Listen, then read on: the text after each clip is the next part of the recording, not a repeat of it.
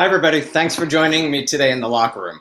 I'm Alan Locher, and I grew up watching As the World Turns and Guiding Light. I joined the PR department there in 1997 and remained working there for 13 years before the shows went off the air. As I was stuck here in quarantine, I realized I was missing my Oakdale family and thought some of you might be feeling the same way too. Today, we have one of Oakdale's favorite couples joining me. Shall we get started? Today, we have Dolan, Margo Hughes, and Scott Holmes, Tom Hughes. Let's say hello. Scotty, Ellen, thanks so much for joining. Hi. We lost Ellen. There's Ellen. We lost Alan. Oh, Alan, you lost Alan? You don't see me? Oh, okay. How's everybody holding up? Okay, good. There she is. I tried to play the theme music, but for some reason it didn't work. So my apologies to everybody if they saw that. Okay, was it playing? Was it playing? It was a little rough, but it played. Oh, okay. Good, good, good. Played. Good, good, good. How you two holding up? I'm having great. Having a great time doing what? Well, neither one of us was very sociable, so it's okay to be home. Yeah, well, Scotty said he took a long walk today. I did. I walked the bridge. It's close to 6 miles. If you've ever seen that picture of the big bridge in Charleston, South Carolina, and I walk it 6 times a week. The rest of the times I'm doing yoga or teaching spin still. Are you teaching spin during this online or in person? Our classes start again next week. So I do a 6 a.m. on Wednesday and Friday at a gym that actually I think started in New York called Crunch Fitness, but they've changed the way they do business now, and so it's more of a Planet Fitness, but a little more expensive. Planet Fitness is much cleaner though. That's great that you're still. I can't believe you're still doing it. How long have you been teaching spin now? 40 years. Have you really? No. You're only 6. I have 40 years. Really? You weren't kidding. I'm what? I thought you were kidding. 40? I'm the oldest spin instructor on the planet. 40. That's incredible, though. Actually, Alan, I studied with the guy that invented the program. His name is Johnny G. Oh wow. Where did he invent the program? Was it at a gym or in Santa Monica, California, on prototype bikes in his garage? Oh wow. And then it just became a phenomenon. But now my thing is yoga. I mean, I built a yoga studio here at my house. Do you practice a certain kind of yoga? Well, the brand I'm with now is called Core Power. They're all over the country, I think, and I like their brand a lot. But when everything closed down, we just painted and refurbished the entire garage. We have a yoga studio at the house now. Wow. Ellen, did you ever get into yoga? No. Hey, you've got the beach outside your door, so you just walk that, right? Well, nobody likes to see me out there, though. Not at this age. Real. I'm not even crazy about seeing you right now. When was the last time you? I love you, Ellen.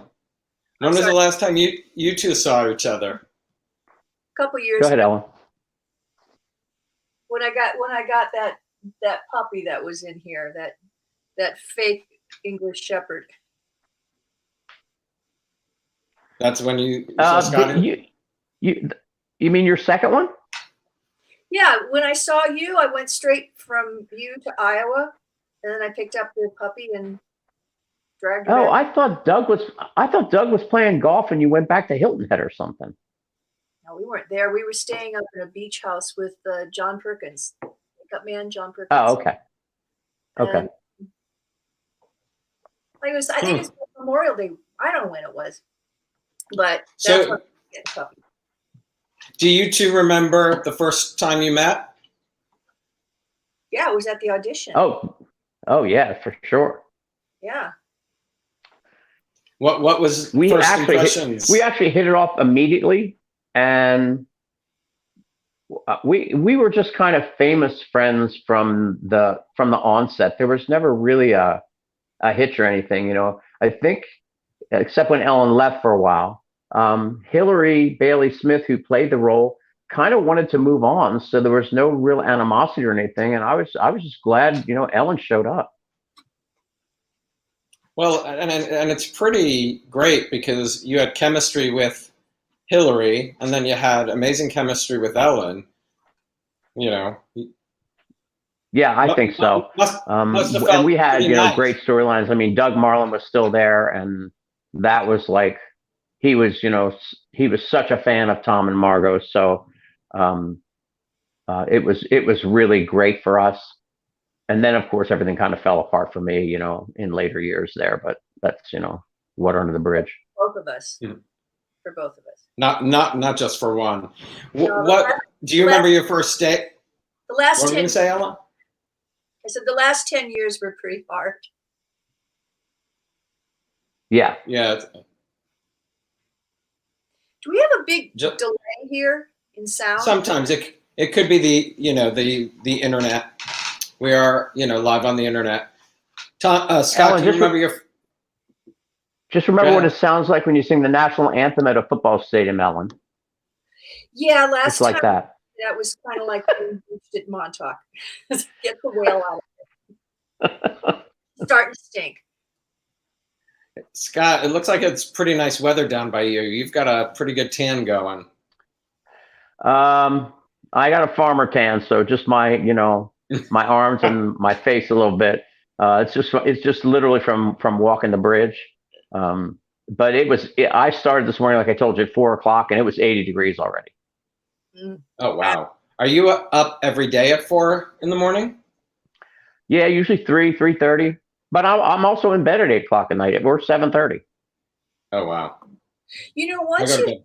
once you have that clock in you, it doesn't go away. I wake up at between 4 and 5 every morning too. I don't go out walking anymore because I'm on pension. I don't have to, but you know, it's just like it's like the cry. Remember last time we talked about the crying trigger? It never Oh goes. yeah. Never goes away. It's so embarrassing. Oh, I can cry. I can still cry at anything. I've always done that. I mean, you know, Yeah, it's like, here come the waterworks. yeah. It's hard when you're a woman because they look at it and they go, "Oh God, look at her go. She's so." And so I just preface every conversation I have with somebody if it's going to get emotional, like if we're talking about, you know, commercial or something with children. I just said before you judge me, I'm going to fall apart. So just let it go. That's funny. Scott, what do you remember about your first day? Summer of 1987? Is that correct? I think. 9. Yes, that's exactly when it was, because my son was born in '87, and I started right before he was born, and he's now turning 33 in August. So, yeah, I do. I was nervous as could be. I'd done Ryan's Hope for a couple years, and then I thought, you know, I dig Broadway a lot more than this. And then, you know, Broadway kind of dried up for me there for about a year, and I had bought an apartment. And then Vince Liebhardt cast me on As the World Turns, and I was literally thrilled. It just saved my life. You know what's really interesting? I had a friend at the time, and Harley Venton. I was on Guiding Light with him, and he had an audition for Tom. So we were on a bus going to the McCarter Theater in New Jersey, and I was running the scene with him for your audition. Oh wow! Really? Yeah. Who did he play on Guiding Light? He was a lawyer, but I remember he and Harley Jane Kozak started dating, and it was interesting that they're both named Harley. Yeah, that's You don't usually find. You won't tell us what? The jokes. Oh, okay. And what do you remember about your first day, Scott? I remember I had a in fact, Tom had been off the show for like months, maybe 6, 8 months. So now here comes the new Tom. So I spent, days just explaining where I'd been to every member of the family. It was just, it was line after line. So when that finally ended, I was glad it was over. But they used me a lot at the beginning. Who do you remember who your first day was with? Every Billy family, Bailey like, Smith. yeah. Lisa, my dad, of course, Kim. Um, that was pretty much it. I stayed in that nucleus for a good couple weeks. Ellen and you, I know you shared it the last time, but your first day? I still don't remember my first day. I remember the audition. Oh, okay. I remember the first day coming back after I went to LA, where I came down the ladder. But I don't really remember. I remember the first storyline, but not the first day. I guess I was so. You do? Remember the first You storyline? remember the first storyline the day you started? Yeah, it was unplugging Casey, the whole Casey thing. I do remember Yeah. Oh, right. hall introducing myself to Larry Brigman, which was really hard to do because he was just talking and talking and talking and talking and talking. And I kept trying to say, "Excuse me, hi, I'm your daughter. I'm your daughter." Always remained like that with Larry. Well, that's a pretty good first story. I actually didn't. I in researching this, I realized that was your first story. That's amazing because I remember that well. That was a powerful. Do you remember Paul, the older director, Honey Lammers? He when they had the machine up, the life support system, Yeah. he had props guys put on and off so that the audience knew that I was turning him off. Don't you think they'll understand that he's no, we're gonna do it this way, honey? Okay. Yeah, whenever you'd ask him a question, he'd just go, no, and then continue. But the nicest guy in the world off the set. Off the set, he's a great. On the set, I remember we always had to apologize to people who came in to do story with us and just take them aside and say, don't pay no attention to that. It's just, it doesn't mean anything. You're doing a great job. I remember Benjamin used to find him behind the flats that they weren't using, all stacked up in the back, just cursing in the back in between the flats. Like, do you remember that? In between scenes? Yeah. In between takes, he's like, oh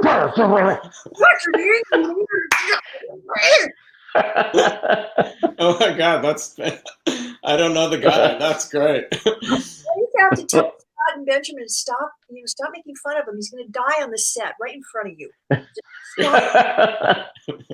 I'm painting myself as this really reasonable, nice person.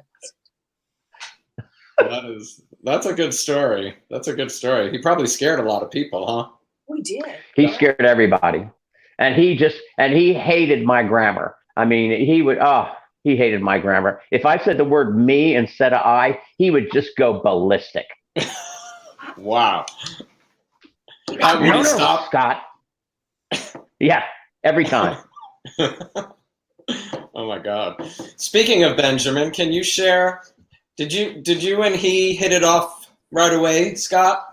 Oh no, he hated me right when I got there, but when he finally found out that I'd done a good bit of Broadway and all that kind of opened the door, and then we became famous friends. Our sense of humor really clicked, and he was my dear friend, as you both know. Yeah, I do. And what were you gonna say, Ellen? They used to go diving a lot. And they would dive shipwrecks and one time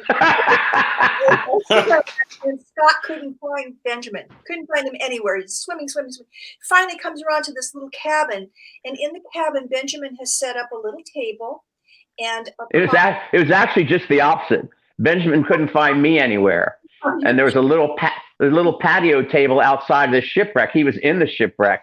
So I sat the whole thing up with chairs and everything, and I was seated there, and we did a whole Helen Wagner scene underwater, and Benjamin laughed so hard he almost drowned himself.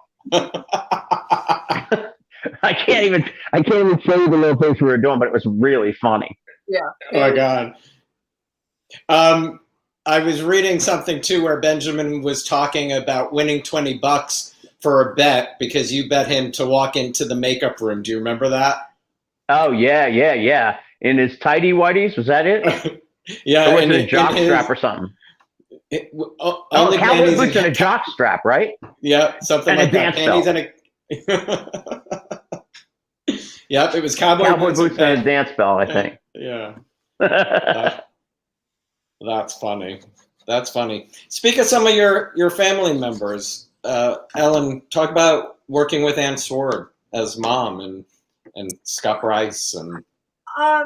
Did you know that she's only about 3 years older than me, Annie? No. Yeah. It's like I saw her in a movie that I watched from Redbox. I can't remember what it was, but I went, "Is that Ann Sword?" And sure enough, I waited to the end. And it was Ann Sword. Huh. Wow. You know, the pandemic, you rent everything on Redbox. I'm still too cheap to stream stuff for, $5. I'm still a $1.99 guy. Those are the red boxes at the store, right? Uh-huh. You get the DVD app. I do. I was walking down Broadway one day years ago and saw the woman who played my mother on Guiding Light, Lee. Don't remember her last name, but she looked exactly the same.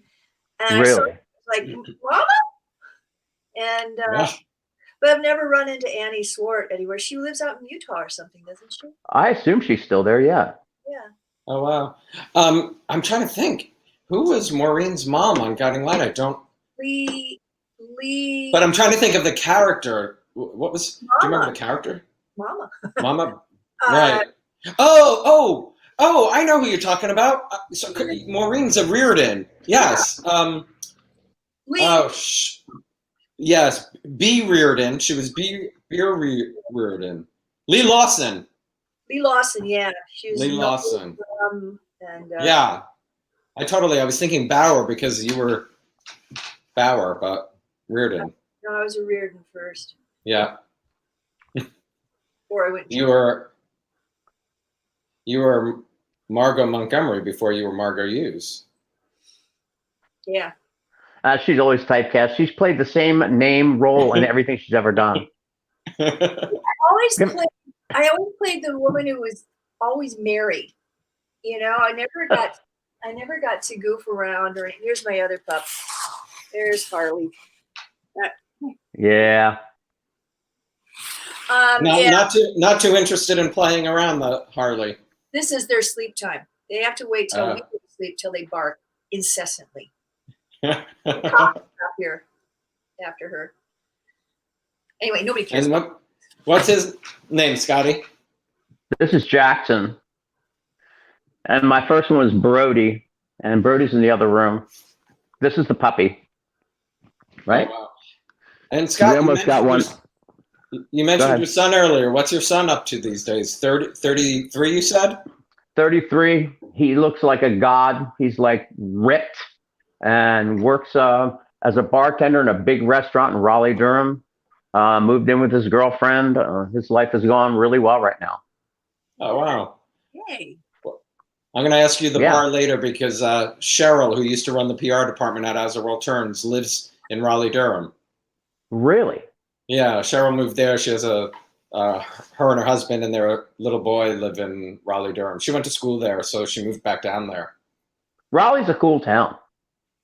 Yeah, she loves it. I've never been. I've meant to go. My sister's in Davidson, North Carolina, so I get down there quite a bit, but I've never been to Raleigh. Uh-huh. Hey, Ellen, I was supposed to go see the Doobie Brothers with. Yeah. I was supposed to go see the Doobie Brothers with Michael McDonald and Charlotte, and they just canceled it yesterday. I mean, I don't know why they waited so long, but they've rescheduled it. So if I'm When was alive it? next year, I can still go. When was it for? June 19th, Yeah. and they just canceled it. Huh. Ellen, what do you remember why you left Guiding Light? Scott. He was drawing you to World Turns. Holding me back. I left because I was getting old, and I thought, if I'd been in LA before, and that's when I got the call to come and audition, and for as World Turns, and I had this wonderful story that Doug gave us, the HIV story, and I just thought, I really should give it one more shot in LA. And so I quit and I went out there, and it was fun. I booked a pilot and I did all this stuff, but then this earthquake happened and there were no auditions. And I was standing in line for a commercial audition for Decon, and the copy was "Rats just eat themselves to death." I thought, am I gonna do this? And I had just gotten done doing a 2 episodes of Walker, Texas Ranger down in Texas, so 2 weeks in Texas. And I thought, this sucks. And this girl in line for the Decon commercial said that she was auditioning for Margo. They were replacing Margo again. And I thought, you know what? I want to go home. So I was there for about 1.5 years. I went home. Best movie made? I left to be a movie star and it didn't happen. Oh. Wow. It's not as easy as it sounds. Yeah, it's a little hard. Yeah. Well, I got to tell you, many of the fans writing in on the side, Margo and Tom, my favorite characters. Talk about the HIV story and then getting to play it. Oh, there they are. I wondered where everybody was. I just pulled up all the comments. I can't see them. Oh, go to live comments instead of private chat. At the top. I see chat. Corner. You know how I got the Walker Texas Ranger? Because I was working at a friend's shop in Rodeo Drive, because he thought there's going to be all this business because it was the day after Thanksgiving. And these 2 girls came in, and one was filming the other one, and she said, I asked him, why on earth are you filming? Why am I not up? And she said, well, she's a makeup artist, and she's going down to Texas to work on this show, Walker, Texas Ranger. And I said, really? Turn the camera around. Because they were after me, send in more film and more film and more film. It's like, I don't have any more film. I'm making Thanksgiving dinners. Leave me alone. So I was playing a character who was, it was domestic abuse. So I had to be beaten up all the time. So my friend and I did this fight scene in the middle of this store. And I said, fine, send that in. And that's how I got the role. Oh my God. That's a great story. And back then, what were they filming on? Because it wasn't cell phones. They just had like a. No, she had a little box camera. Oh wow. And who was my son was Ribisi. What's his name? Giovanni Ribisi. He was my son. Yeah. Oh wow, that must have been fun. Well, except it was Texas. Can be. Exactly. Going back to the HIV story, what did you think when Doug presented that to both of you? It was hard. Hard. We cried for 6 months because that story played out in real time, and the testing wasn't, as anywhere near what it is now. You had to wait, months, wasn't it, Ellen, for a test? Mm-hmm. So yeah, it was gut wrenching, that storyline. It was great though to play. You must have heard from a lot of fans too during that time. I met a girl at a fan event who said that the exact same thing had happened to her, and she had to wait that time out too. And she said she probably never could have gotten through it if Tom and Margo weren't doing that story. Well, I lived that whole crisis, in real time on Broadway while, because, I exclusively did musical theater, and every friend I knew had dropped dead or was dropping dead. And it was the days of, that sarcoma and them trying to find makeup to cover that stuff up. It was a tragic, tragic, tragic time in my life. Mm. Yeah.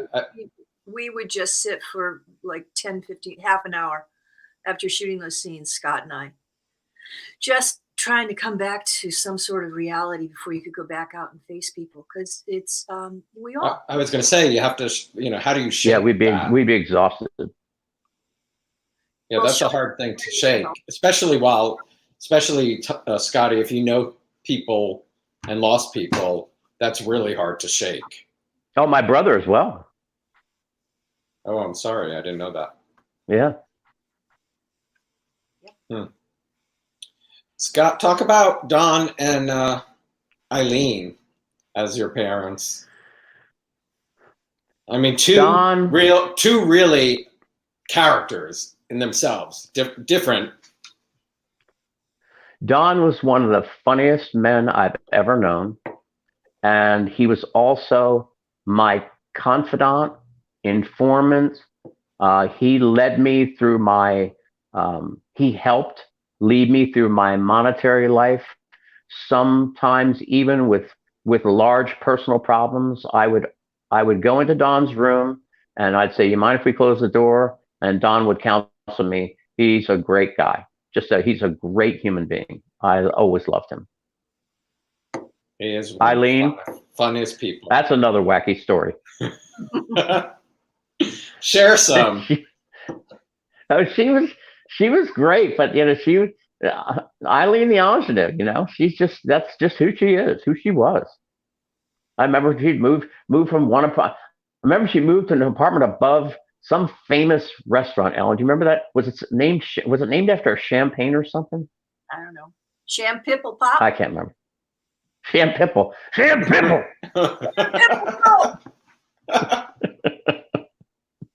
don't know where she lived. I saw. But Eileen's a character in her. She's Lisa in a way. She is. No question. Last time a couple of years ago, because I was thinking of writing a one-woman show, and so I wanted to interview her and Don and everybody about one woman show, Erna Phelps. And so I saw her, and she was just about, I don't know if she's moved yet. She was just about to move back down south, and she wasn't getting out at all. She was writing another book. And she served me tea. It's like, it was, yeah. And she was living in a smaller apartment. But she kept everything, every single portrait. And it was all there inside that little apartment. But just as gracious, happy, and lovely as always. Did she do the show with you, Alan? Did she do the show with me? No, Ellen was planning on writing. Oh, no, she has Alan. Sorry, I thought you said Ellen too. Okay. No, I haven't been able to get in touch with her, but fans keep asking me. Fans think they have a connection, so I'm waiting to hear saying that she would want to do it, but I haven't. And I do think she's in North Carolina or South Carolina right now. I think she's living in Asheville or somewhere. I think she was from North Carolina at some point in her life, early. Yeah, but I think she's back there now, according to what I keep. Wow. That's where her brother is? To wherever her brother lives. Do you have her phone number? I don't. I have an old number, so I don't. Yeah, when we're done. I will get it. I know. Okay, yeah.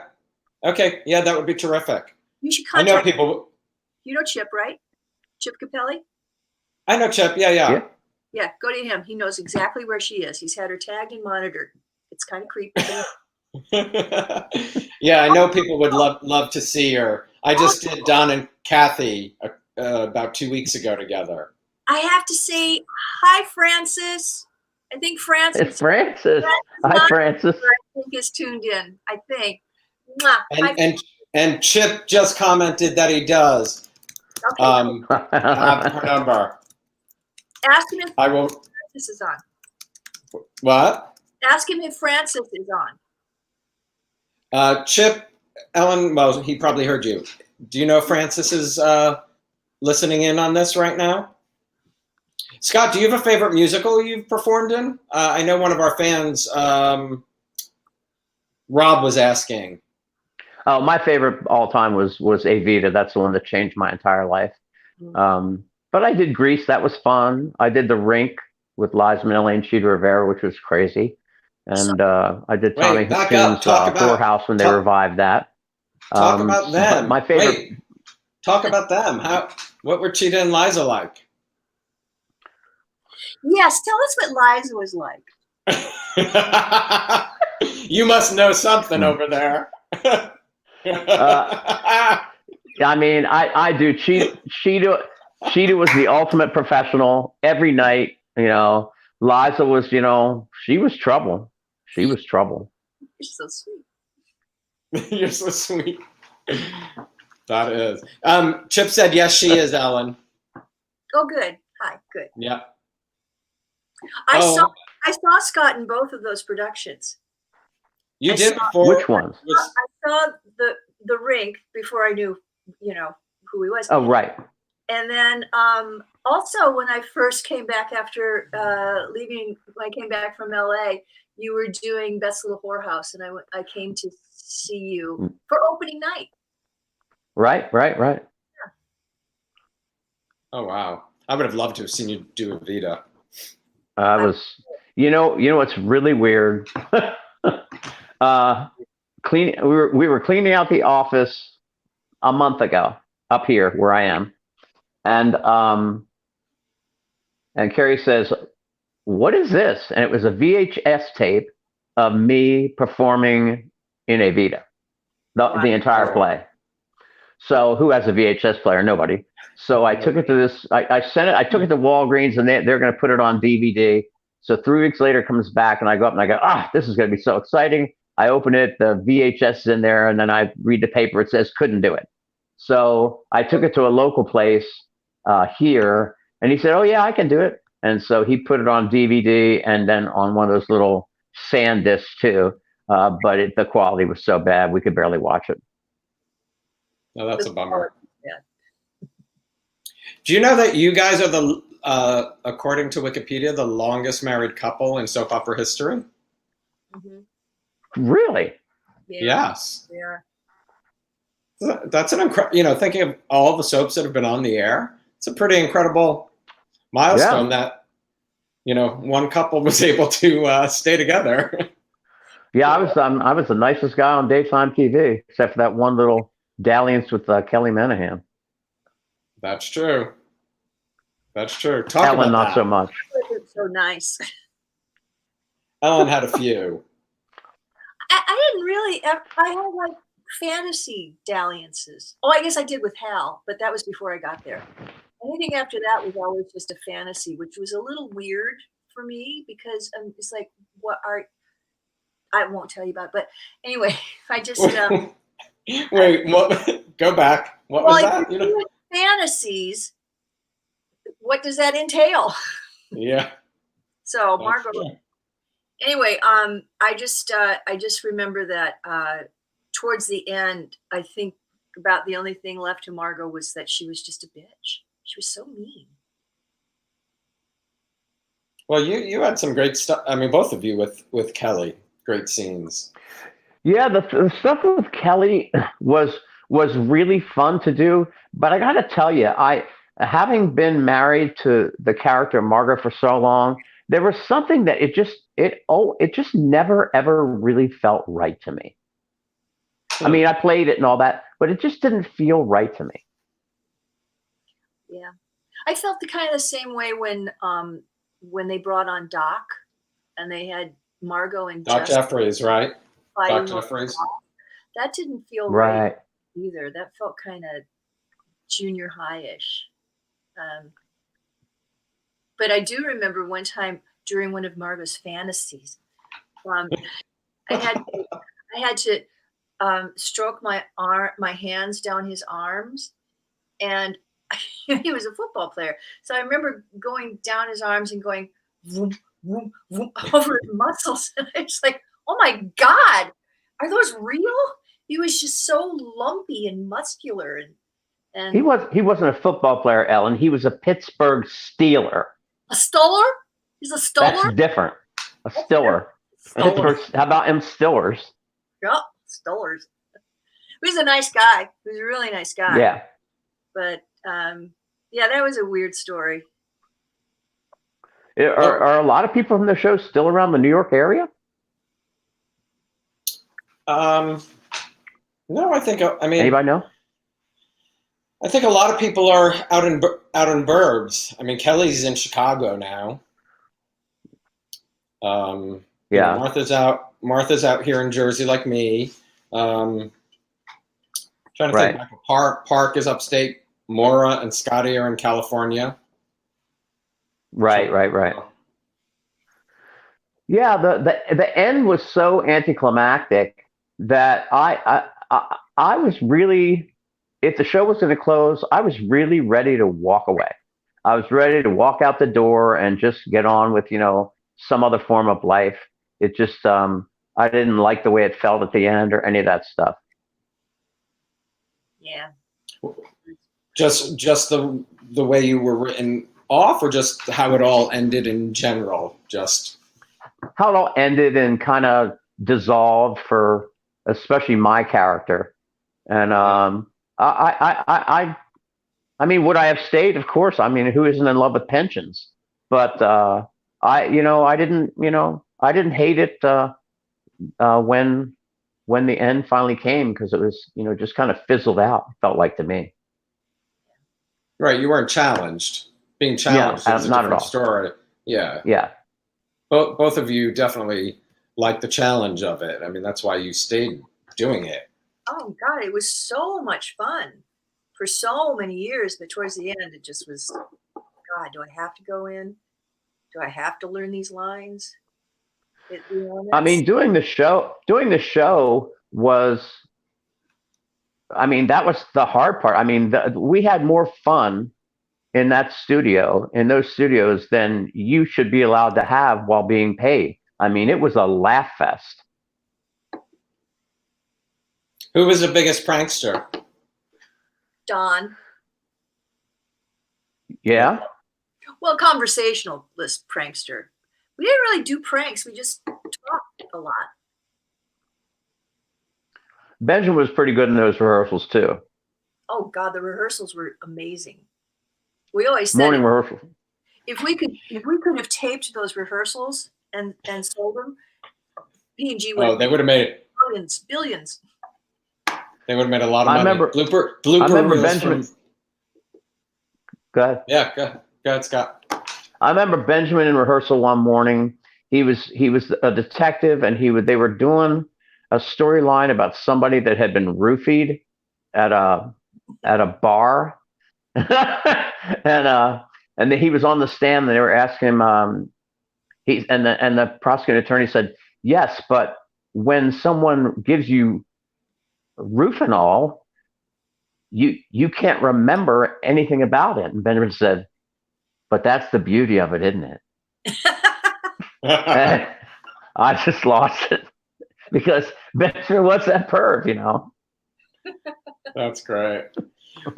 Between the two of you, is there a scene or something that you remember where one of you did something, sort of a prank, or couldn't get through it because the other one? Oh, the hundreds of them. Yeah. I remember. Ellen, it looked like something. Yeah. Oh, hundreds of them. There's Khalib, and there's Caleb. Khalib, yeah, we called him Khalib. But when we do the weddings, they go on forever and ever and ever into 3 hours. And there was a scene where Tom, I can't remember his character name, the lawyer. Kirk? No, not Kirk. Tom. Tom Wiggins? Tom Kirk, Wiggins yep. came in, and his line was he had to get rid of Molly. And so he threw her in a closet, and that should hold her for a while. Well, at midnight, what Scott and I heard was threw her in a closet, should hold her for a while.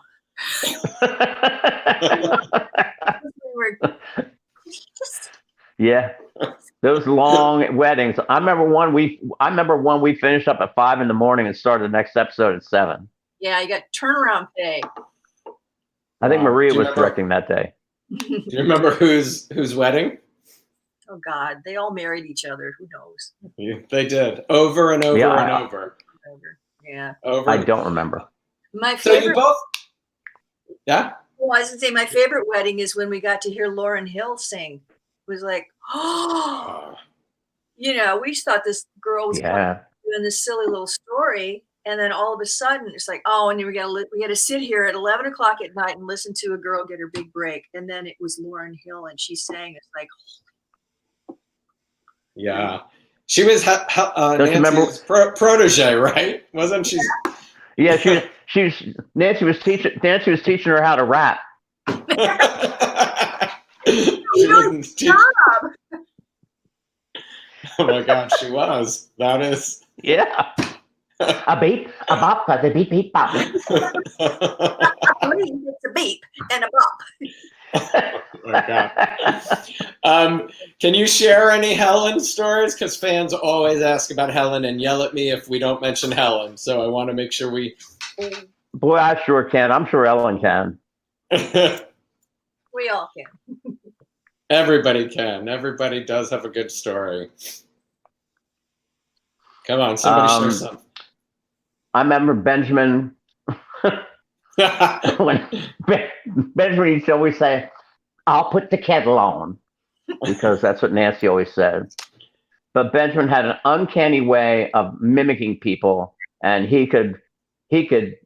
I could see him in the hallway, and if he knew I was behind him, he would walk like Helen Wagner, and it just made me pee my pants every time. It never got old. That's great. He swung that little hand in the back. It was brilliant. Oh yes, that little hand. I remember the underwater tea party was all about Helen. It was. What was that? The underwater tea party that we did on the dive.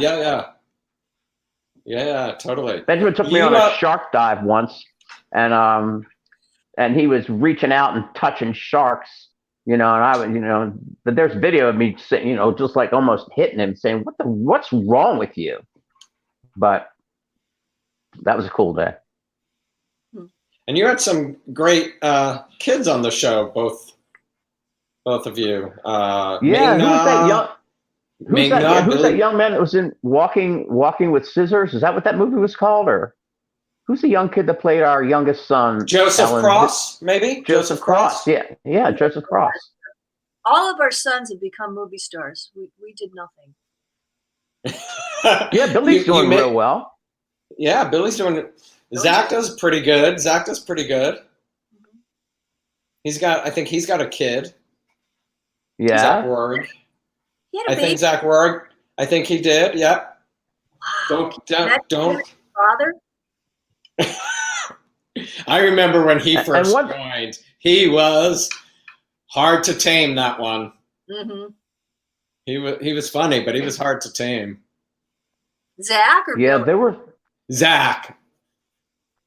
Lisa, I think, worked more with Billy than I did. Zach was really young too. I mean, not young, but like right at the heart of teen, 19 or probably something like that, wasn't he? I don't know. I loved him. And Craig Law, which one you loved? Zach and Billy were my favorites. Yeah. And then Craig was Adam Munson, right? Craig Lawler. Yeah. Uh-huh. Yeah. Early on, yeah. And how about Ming? What do you remember about that story, Scott? I don't know. I think it was Maria Wagner again. And on Ming's first day, Maria said to me, "Look, Scott, just be kind to her. She hasn't done this before. Just don't, just don't be so, Scott with her. And so the first scene, she was supposed to knock on my front door, and she was I my remember daughter that. from Vietnam, and I'd never met her. And she said, hello, I'm Ming, I'm your daughter, or something like, or I'm Ming, I'm your daughter, something like that. And I said to her, Leanne. every time you come here, what, Leanne? And I said, every time you come here, you got no hot sauce, no duck sauce. And that kind of broke the ice, and we were famous friends. In fact, I took her, she was from Pittsburgh, and I took her to see Frank Sinatra, Liza Minnelli, and Sammy Davis Jr. in concert. And the guy that got me the tickets was Sammy Davis Jr.'s insurance guy. And so we got to go backstage and hang out with Sammy Davis Jr. And the minute he opened the door, Ming Na Wen looked exactly like somebody that he and his wife knew, and they just freaked out. Wow. Boy, She must have been. He was a car lot. I could tell that was coming. Really.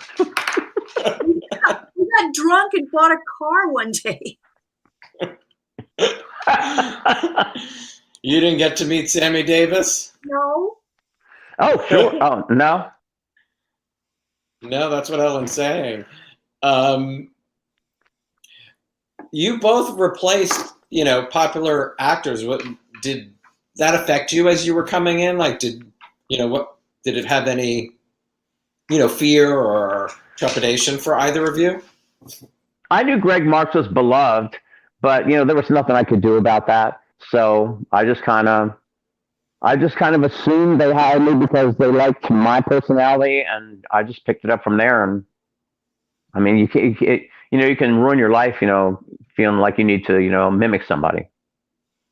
I'm not mistaken if I am telling this story right, but Bryan Cranston, I believe, was up for your role, and I believe you beat Bryan Cranston. If I'm not, I feel like Hillary Bailey told me that because I did a One Life show about 2 weeks ago. I might be getting the story wrong, but I think she said that Bryan Cranston was one of the guys up for Tom. What a genius. What a genius he is. I mean, I've never seen him in anything, including King of Queens, that he didn't steal everything. He's a brilliant actor. But that's and cool. Breaking Bad's my new jam. I never watched it. Now I'm watching it, so it's my new jam. Oh, you're a newbie. What season? I'm a newbie. And Ozark too, man. I loved. Oh, did you just your finish friend it? Alan is on. Your friend's on Ozark, Alan. From that Guiding kid. Light. Oh my God, he was beautiful in that. Yeah, it's crazy. Tom Pelfrey. Yeah, he was beautiful. I mean, he was just glorious in that whole thing. Ozark? It's on Ozark on Netflix. Yeah. Laura Linney and Jason Bateman. I know. I'm like in the second season. He's in the next one. Oh, he's in season 3. Oh, you'll be blown away. I mean, it's blown away. Blown away. It's really Ozark though. But say it again. I'm not that taken with Ozark itself, but I love his work, and I love him. He's a sweet, sweet person. Oh, did he do World Turns at the end? Yeah. He did, right. Oh, that's right. Hey, Ellen, talk about, I know people ask a lot all the time about Nathaniel Marston. What do you remember most about Nathaniel? What a heart he had.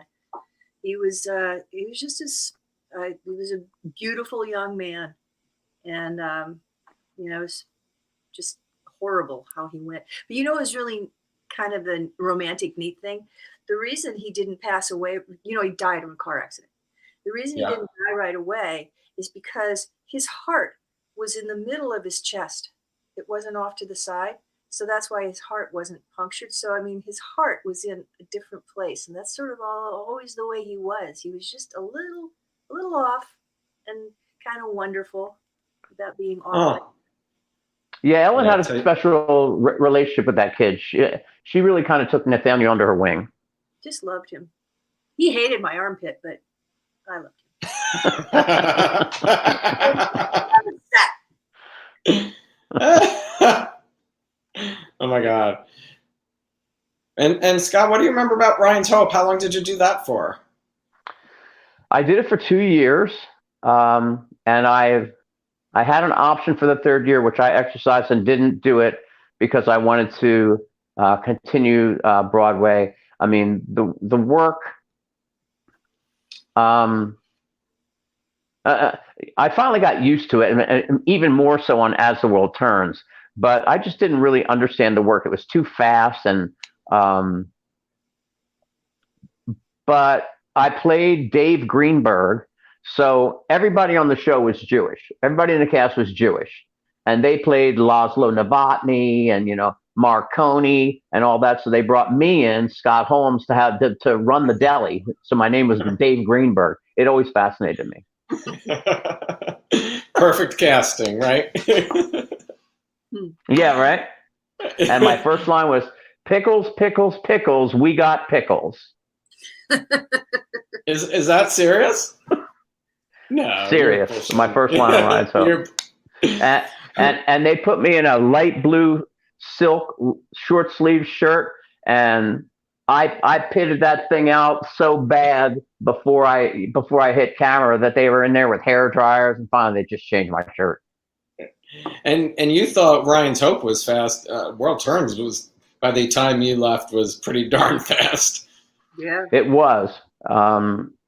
But luckily, Ryan's Hope was a half-hour show, so doing Broadway wasn't even an issue with that show because they could easily get me out by 2:00. The show was usually done by 2:00.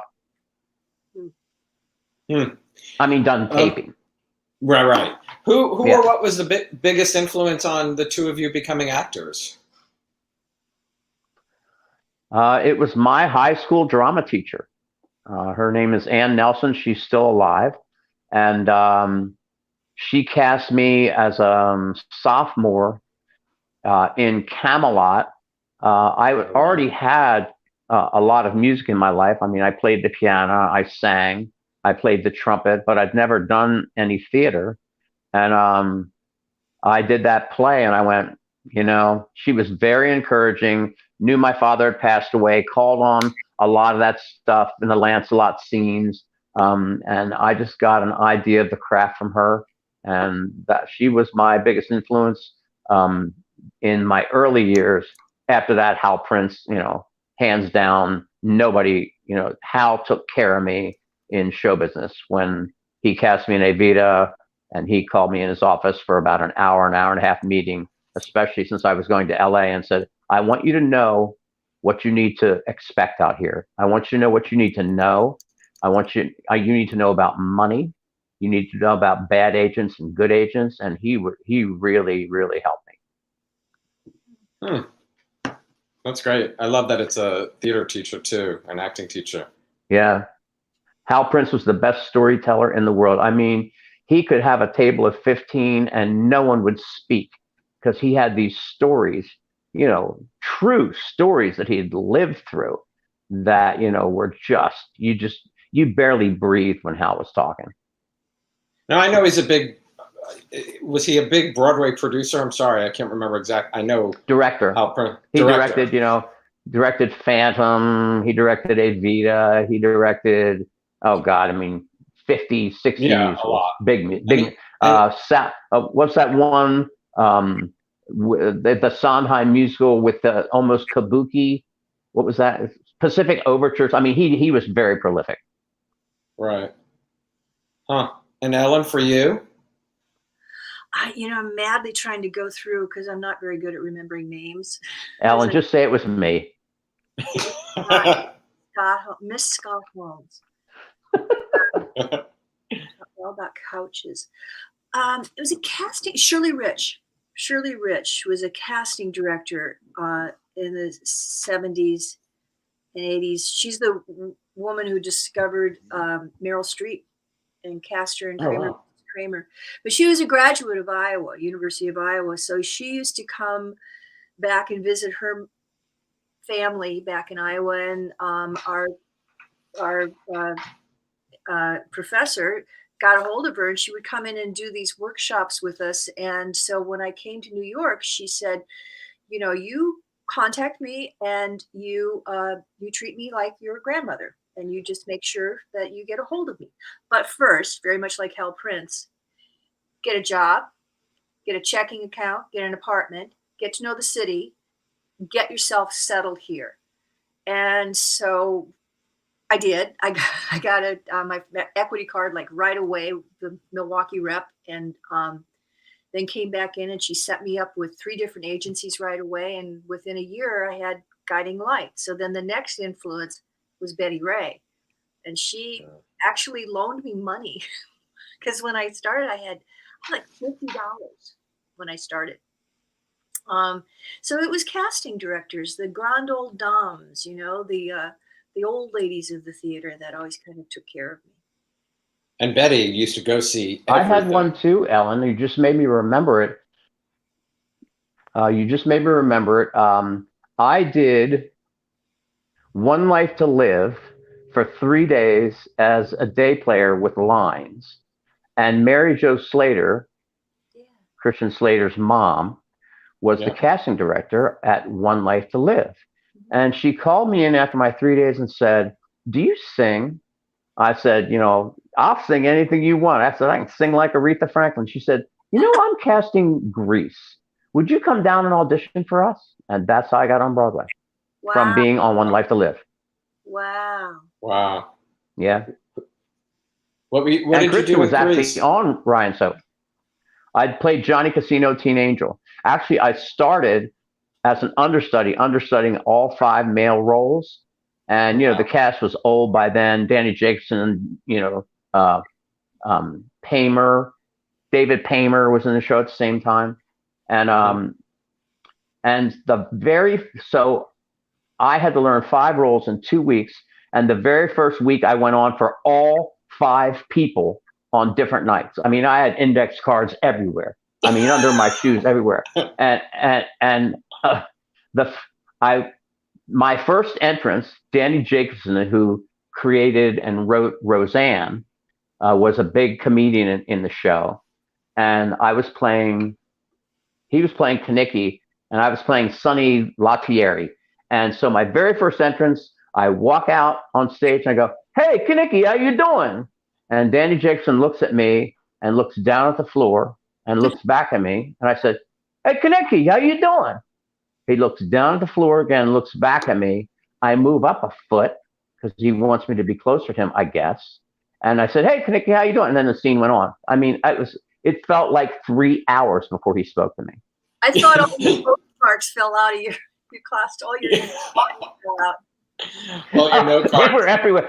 And plus, we were moving scenery in that show, and we had mics with cables, so all the cables were choreographed. I mean, I couldn't believe I learned all that stuff. You must have had sweat pits for that.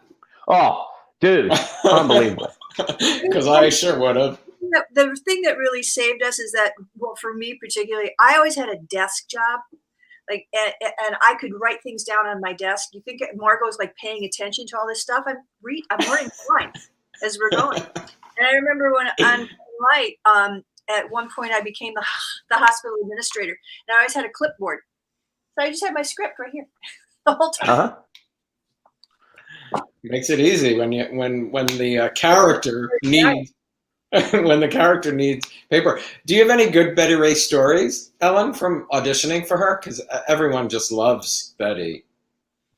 Well, it's not really a Betty Ray story, but when As the World Turns was up on the east side somewhere, and I remember going in for a role. She brought me in on something, and as I was waiting, I saw Larry Brigman in the waiting room, and I saw why am I blanking her name? The first Margot, Margaret Collins. Hillary Ballet. Oh, Margaret Collins. Yep. Sorry. And she was so nice. She was just like, "Hi, what are you here for? Who are you? Are you new in New York?" Oh, that's right. And she said, "Well, good luck. Have a great time. Have fun." And then I did a pilot. I did an episode of a pilot that she was in too. So I got to do a whole day's work with her, and she's just a really nice lady, Well, I think she's younger than I am, so this is a very nice girl. And Scott, is one of your close friends John Goodman? He's a good friend of mine. Yeah. He's down. He was just down here again. He was down last year, so we hung out and cooked some dinner over at his house in Sullivan's and stuff like that. I don't see him as much as I'd like to, but he's friendly with Ellen as well. But yeah, how do you guys know him? We did our first Broadway tour together. We were roommates for 6 months doing a country western musical called The Robber Bridegroom. Written by Alfred Urey and Robert Waldman. It was a really interesting play. Barry Bostwick actually won a Tony Award for playing the lead role in that on Broadway, and then I did the tour. What's he like? I was not a huge fan of Roseanne, but I love the Connors. Cracks me up. He's a funny guy. Funny. He's a great guy. Very He's shy. a funny guy as long as you're in close places, because John never wanted to be famous, and he's always a little, I mean, he's really nice to people, but he just doesn't like to be barraged. So, but if you get him one-on-one, he's hilarious. Yeah.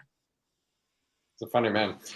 So Rebecca, in all capital letters, would kill me. Mr. Locher, I need my question answered. Do you guys still act? Right now. Yeah, basically, ask right now. I did 2 musicals down here. I did Rock of Ages, and then I did My Fair Lady. I played Henry Higgins in My Fair Lady. But it doesn't matter what you do for a living. I don't care if you drive a truck. I don't care what you do. But once you get how it's done at a professional level, it's really hard to go do My Fair Lady with a piano and a drum set on stage after you use those 28 people in the orchestra pit supporting you. And so it just never really worked that well for me here. So I doubt I'll do anything else. You need to sing more. And you, Ellen, I know you're writing a lot, right? Yeah, I mean, it's happening. I mean, we've got a couple of producers, and we're, like everybody else, we're searching for money. But we've got a connection to a production company upstate, and I've been, they're looking for money, so they're wondering where they're going to get money. And all of a sudden, it's like, well, I guess I'll give you money, So I just invested in myself. But it's going really well. And I work with a group of people out here, Neo-Political Cowgirls. And what's really nice is we do readings. And so I don't ever have to learn lines again. Because I haven't been on stage doing anything for like 7, 8 years now. Last thing I did was Steel Magnolias down at Cape May Stage. Would you not want to? Does the learning lines thing? I'm so thrilled about getting up on stage. But of course, for the pilot, I've written a role for myself. Good. Well, that's only smart. Duh, exactly. That's only smart. Can you tell it's time for my dog? Can you tell it's time for my dogs to be walked? Well, yeah. My dogs are around because it's time for them to eat dinner. Well, we are just about to sign off, but we need to say a happy early birthday to you, Mr. Holmes. The fans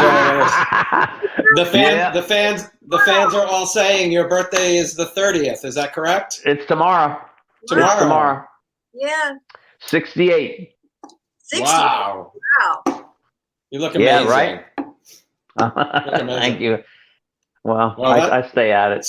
You do stay at it. Spinning is the way to go. Yeah, it works. The way to go. What's really neat about Scott and me, and quite a bit of people, nobody ever had a hang up about age on our show. It was always just be who you are and what you are. It's like, I'm going to be 65 this fall. I was like, wow. 65 was just going to suck. And, it was, a little note to the Danish people, or is it in Holland or wherever? The Dutch people. The Dutch people, yes. We can read your comments. So your comments about how old Margo looks is like. It kind of translated from Dutch to like Lithuanian or something, and but I Yeah, Ellen, you and I are 2 days apart, actually. oh, really? Not age, but you're the 16th and I'm the 18th of Yeah, October.